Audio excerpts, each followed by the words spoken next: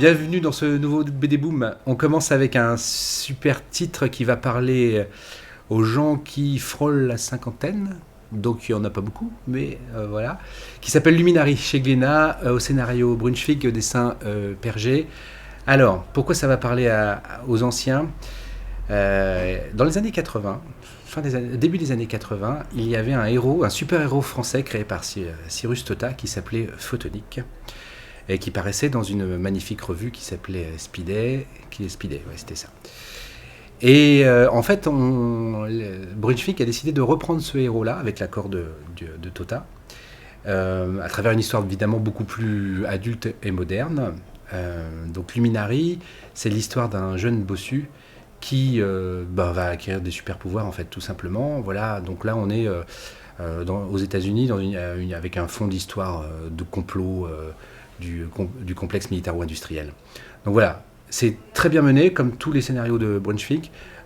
Ça parle un peu à la fibre de l'enfant qui était en nous. Je vous le conseille fortement. Si vous aimez pas forcément le super-héros, c'est pas grave, parce que c'est de la très bonne SF. L'SF Anticipation. Si vous aimez le super-héros, vous allez vous régaler.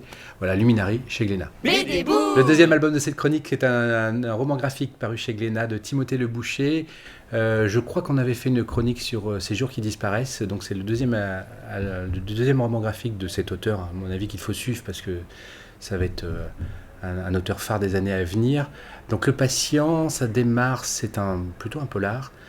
Ça démarre, une jeune fille en sang est arrêtée dans la rue avec un couteau dans les mains et on la soupçonne elle est arrêtée et condamnée pour avoir massacré toute sa famille. Alors quasiment toute sa famille, puisqu'il y a un survivant, un de ses jeunes frères, qui va rester 7 ans dans le coma. Et l'album démarre quand le jeune frère se réveille. Voilà, ça c'est le début de l'histoire.